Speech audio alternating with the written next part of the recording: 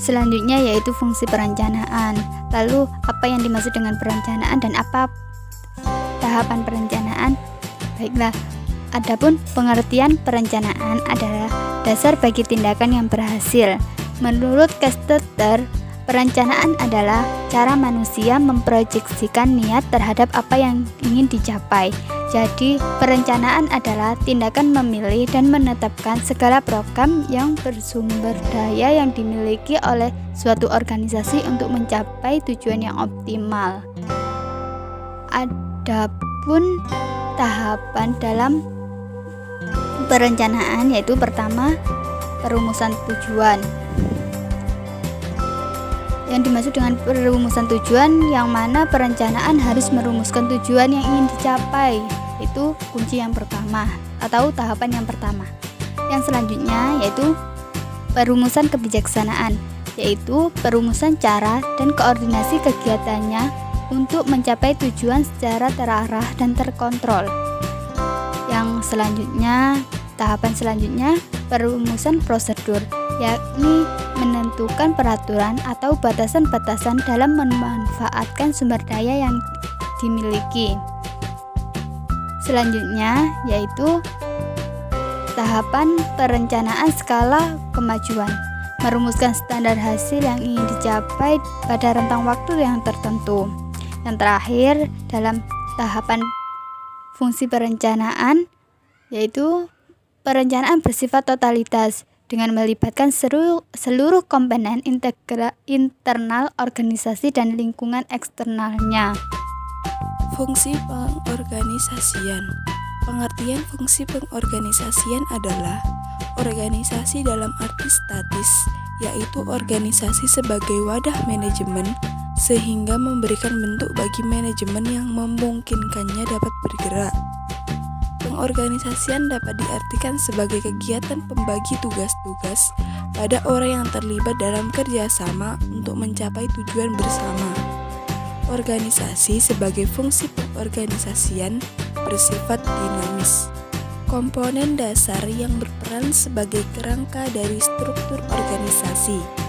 Struktur organisasi memberikan gambaran mengenai pembagian tugas-tugas serta tanggung jawab kepada individu maupun bagian-bagian pada suatu organisasi. Struktur organisasi memberikan gambaran mengenai hubungan pelaporan yang ditetapkan secara resmi dalam suatu organisasi. Struktur organisasi menetapkan pengelompokan individu menjadi bagian organisasi dan pengelompokan bagian-bagian organisasi dalam suatu organisasi yang utuh. Struktur organisasi juga menetapkan sistem hubungan dalam organisasi yang memungkinkan tercapainya komunikasi, koordinasi, dan pengintegrasian segenap kegiatan organisasi baik ke arah vertikal maupun horizontal. Fungsi komunikasi organisasi. Pengertian fungsi komunikasi organisasi adalah, menurut Gibson, Ridgey, dan Hodgetts, komunikasi organisasi adalah mengirim informasi dan pengetahuan di antara anggota organisasi untuk tujuan pencapaian efektivitas dan efisiensi organisasi. Menurut Lewis, menegaskan bahwa komunikasi organisasi adalah pembagian pesan, ide-ide, atau sikap dalam suatu struktur organisasi seperti bisnis, industri, pemerintahan, dan pendidikan di antara manajer dan kelompok pegawai yang menggunakan teknologi komunikasi modern dan atau media dalam memindahkan informasi. Ciri-ciri dari model komunikasi menurut Lewis. Komunikasi organisasi terjadi sebagai suatu sistem terbuka. Komunikasi organisasi melibatkan aliran pesan, bentuk, dan saluran. Komunikasi organisasi mempertimbangkan tujuan manajemen, proses perubahan, inovasi, dan pertumbuhan. Komunikasi organisasi melibatkan sikap orang-orang, perasaan, hubungan, dan keterampilan. Fungsi komunikasi organisasi. Kohler mengemukakan 4 fungsi komunikasi organisasi, yaitu fungsi informatif, fungsi regulatif, fungsi persuasi, dan fungsi integratif. Sistem komunikasi. Menurut Lewis, ada 3 sistem komunikasi, yaitu komunikasi dari atasan, komunikasi dari bawahan kepada atasan, komunikasi mendatar. Yang fungsi pengkoordinasian yang akan dibahas adalah pengertian dan cara pengkoordinasian dalam suatu kegiatan.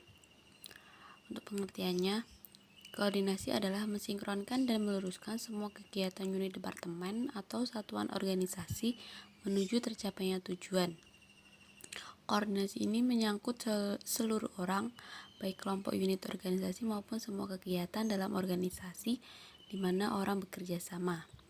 Pengkoordinasian adalah segenap kegiatan yang ditunjukkan untuk menghubungkan berbagai bagian-bagian pekerjaan dalam suatu organisasi. Dengan adanya pengkoordinasian ini dapat dihindari kemungkinan terjadinya salah komunikasi, persaingan yang tidak sehat, dan kesimpang siuran informasi yang dapat membingungkan para pegawai yang terlibat dalam upaya untuk mencapai tujuan organisasi tersebut. Sedangkan cara pengkoordinasian dalam suatu organisasi yaitu 1. Melaksanakan penjelasan singkat atau yang disebut dengan briefing. Yang kedua, mengedepankan rapat kerja dan koordinasi. Yang ketiga, memberikan umpan balik terhadap hasil dari suatu kegiatan. Fungsi pengawasan. Pengertian. Di bidang pendidikan, pengawas adalah individu atau personil pendidikan yang bertugas untuk menguji, memeriksa, memverifikasi, dan memeriksa ulang aktivitas kependidikan dengan segala fasilitas penunjangnya. Langkah universal dalam tindakan pengawasan. Pertama, mengukur kinerja personil. Kedua, membandingkan kinerja personil dengan standar yang ditetapkan. Yang ketiga, memperbaiki penyimpangan yang ditemukan dengan tindakan korektif.